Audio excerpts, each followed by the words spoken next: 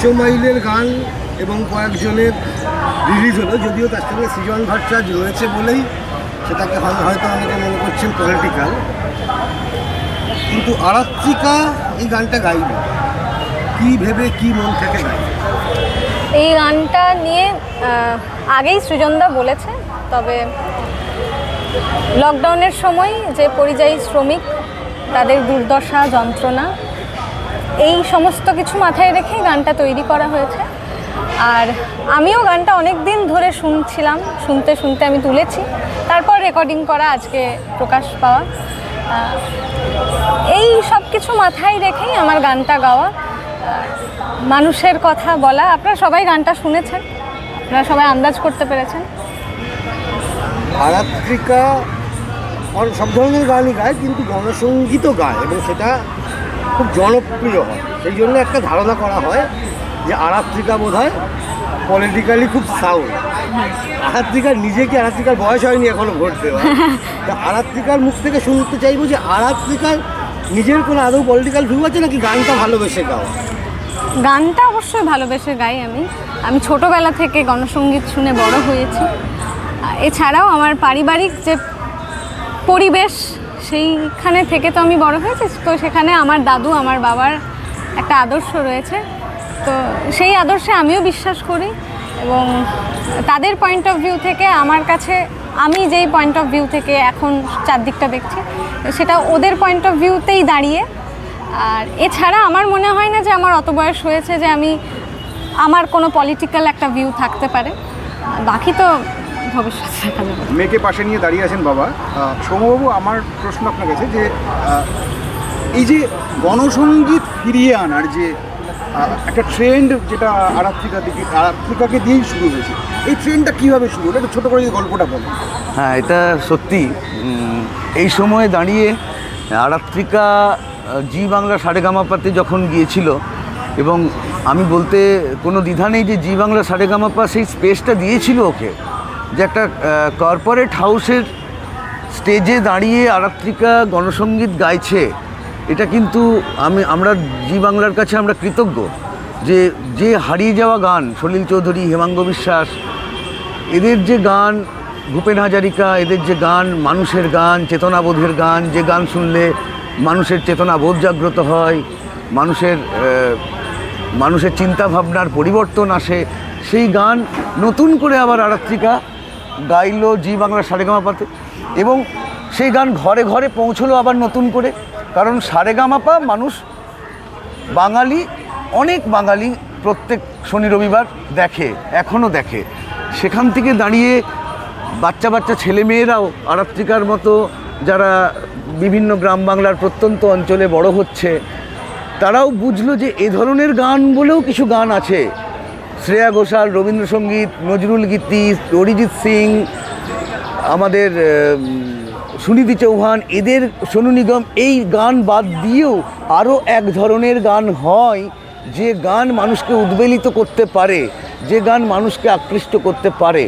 তো সেইটা আরাত্রিকা যখন সারেগামাপাতে অডিশন দেয়, অডিশনে যখন প্রথম আরাত্রিকা অন্য ধরনের গান গাইতো, যখন ফাইনাল অডিশনগুলো এলো, তখন আমি আরাত্রিকাকে বললাম যে তোকে এই জায়গায় টিকে থাকতে গেলে আমার যেটা উপলব্ধি হয়েছিল যে তোকে কিছু হাটকে গাইতে হবে।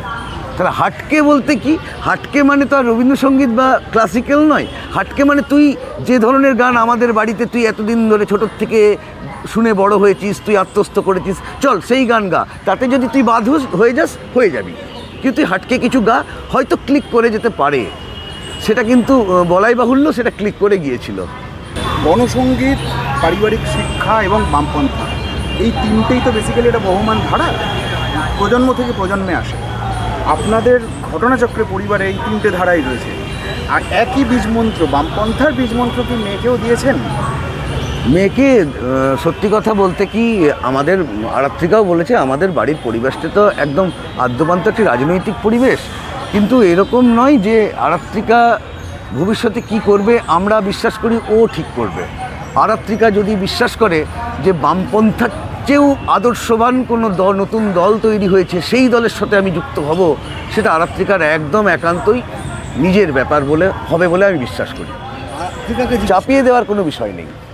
আরাত্রিকাকে আমি জিজ্ঞেস করবো যে তোমার সঙ্গে সৃজন, মীনাক্ষী বা প্রত্যেকেরই এখনকার প্রজন্মের যারা বামপন্থী নেতা আছে তাদের সাথে দীপশিতা এদের সাথে ভালো সম্পর্ক, আমি স্পেসিফিক্যালি জিজ্ঞেস করবো কী বলে এরা তোমাকে?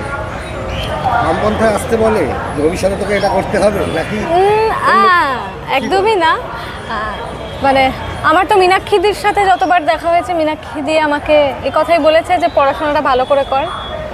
আর দীপশিতাদির সাথে আমার অনুষ্ঠানে দেখা হয়েছিল, সেখানে দীপশিতাদি আর আমি একসাথে গান নাচ করেছিলাম, তো সেখানে এই সব বিষয়ে কথা ওঠেনি। আর সৃজনদার সাথেও শুধুমাত্রই আমার এই গান বাজনা নিয়ে কথা হয়, আর মাঝে মাঝে কিছু ঠাট্টা করা হয়।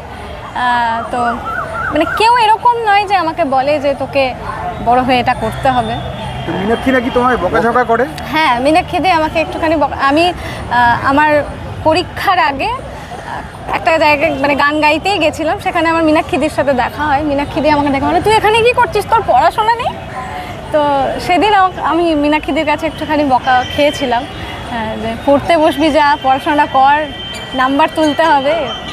একটা মজার প্রশ্ন, যেহেতু সামনে ভোট আছে এই কারণে তোমায় জিজ্ঞেস করছি, 18 বছর বয়স যদি তোমার আজকে হয়ে থাকতো, তুমি কাকে ভোট দিতে? বড় সৃজন, দীপশিতা, মীনাক্ষী, কাকে ভোট দিতে? কে বাবা, নাও দিতে পারো, ওটাতেও দিতে পারো, এমন না যে তোমাকে একদম মানে করতেই হবে। আমি বোধহয় মীনাক্ষীদিকে দিতাম। আচ্ছা, আর আরেকটা প্রশ্ন, সেটা হচ্ছে যে মানে এগুলো মজা হিসেবেই ধরো, হ্যাঁ, হ্যাঁ। তোমার আমরা জানি খুব ভালো করে যে এই 16 বছর বয়সে পলিটিক্যাল সেন্স তৈরি হয় না, আরেকটু সময় লাগে। তবু প্রশ্নটা এই যে যদি তুমি সাবালিকা হওয়ার পর যদি ভোটে দাঁড়াতে, কখন কোন জায়গায় ভোটে দাঁড়াতে চাইতে বা কোন দলের হয়ে তুমি ভোটে দাঁড়াতে চাইতে? কোন দলের হয়ে ভোটে দাঁড়াতে যেতাম সেটা আমার মনে হয় না এভাবে আর বলতে হবে। তো তবুও যদি বলো। বামপন্থী, হ্যাঁ, মানে এখনো পর্যন্ত আমি ওই আদর্শেই বিশ্বাসী, ওটাকে আমার ঠিক বলে মনে হয়। কোন জায়গা থেকে দাঁড়াতে ভোটে? ওটা আমি এখন বলতে পারি। তুমি একটা জিনিস বলো, তুমি পড়াশুনো করছো, তুমি গান গাইছো, ভবিষ্যতে এই ও যেটা বললো এখনই তোমার বোঝার কথা নয়, স্টিল ভবিষ্যতে কেরিয়ার বলতে কি তুমি গানই বেছে নেবে নাকি পড়াশোনা? গান, কী ধরনের গান? সব ধরনের, যদি কখনো সিনেমায় গানের সিনেমা, আমি এটা অনেকবার বলেছি অনেক জায়গায় যে আমরা যারা শিল্পী বা আমরা যারা সিঙ্গার, তাদের একটা স্বপ্ন থাকেই যে আমি প্লেব্যাক সিঙ্গার হব। সেই স্বপ্ন আমারও আছে এবং সেটা কিছুটা পূরণ হয়েছে। কিছু কিছু সিনেমাতে আমি গান গাওয়ার সুযোগ পেয়েছি, ভবিষ্যতে আরও কাজ করতে চাই। আর গণসঙ্গীত বাদ দিয়ে রবীন্দ্রসঙ্গীত বা রবি ঠাকুরের গান, এই বিষয়টা আমার খুব প্রিয়। তো রবি ঠাকুরের গান। মেয়ে ধীরে ধীরে বড় হচ্ছে, প্রতি বাবারই তো একটা দায়িত্ব থাকে মেয়েকে বড় করার। এই যে জার্নিটা বাঁকুড়া থেকে কলকাতা, এই যে লম্বা একটা পথ কিভাবে পাড়িয়ে দিয়ে এই পর্যন্ত মেয়েকে নিয়ে স্ট্রাগল করলেন? আপনি একা নন অবশ্যই, বৌদিও আছেন। হ্যাঁ, সে তো একদমই, শুধু আমি নই, আমার সহধর্মিণী এবং আমার পরিবারের অনেকেই, আমার বাবা, আমার ছোটো পিসি, অনেকেই, আমার দিদি। এমনও সময় গেছে যে আমি আর আমার মিসেস দুজনেই ব্যস্ত, তখন হয়তো আমার বাবা এসছে, কখনো আমার ছোটো পিসি এসছে, কখনো আমার দিদি এসছে আরাত্রিকাকে নিয়ে। কারণ কলকাতায় আরাত্রিকার কাজের ক্ষেত্রটা তো মূলত কলকাতা কেন্দ্রিক। তার সঙ্গে ছোটো থেকে ওর যখন ক্লাস 6 তখন থেকে কলকাতায় গান শিখতে আসা, ক্লাস 5 তখন থেকে কলকাতায় গান শিখতে আসা। তাহলে এই এত বছর ধরে, দীর্ঘ 8-10 বছর ধরে কলকাতায় প্রত্যেক শনিবার নিয়ম করে ওকে নিয়ে আসা, ট্রেনে করে গরমে, রোদে, জলে, ঝড়ে, ওর মা অথবা আমি নিয়মিত। মেয়েটা পারতো না, হাঁপিয়ে যেত। এবং খুব বলতে খারাপ লাগলেও বলছি, তখন আমাদের অর্থনৈতিকভাবে আমরা সেভাবে খুব নিম্ন মধ্যবিত্ত পরিবারের, আমাদের সামর্থ্য ছিল না যে ওকে কোনো ভালো ট্রান্সপোর্টে বা গাড়ি করে কলকাতা থেকে, বাঁকুড়া থেকে কলকাতা নিয়ে আসবো। ইভেন এসিতেও চড়াবো এই ধারণাও, মানে এই সামর্থ্য আমাদের ছিল না। ওই লোকাল ট্রেনে ভিড় ঠেলে ওকে দাঁড়িয়ে কোনো রকমে নিয়ে আসতাম। মেয়েটা ক্লান্ত হয়ে এলিয়ে পড়তো, কখনো স্টেশনে নেমে বমি করতো, ওআরএস কিনে খাওয়াতাম, শ্রুতিনন্দন যেতাম, ক্লাস শেষ হতো হেঁটে হেঁটে টালিগঞ্জ মেট্রো থেকে ওইখান থেকে আবার হাওড়া স্টেশনে আবার ট্রেন ধরে বাঁকুড়া। সে ভয়ঙ্কর জার্নি। কিন্তু আজকে কিছুটা হলেও আরাত্রিকার এই যে এত কষ্ট সহ্য করে শিখতে পেরেছে তাদের গুরুজনদের কাছ থেকে, তাদের গুরুদের কাছ থেকে, তার জন্য আরাত্রিকা আজকে কিছুটা হলেও একটা সফলতার মুখ দেখেছে, যেটা আমাদেরকে গর্বিত করে।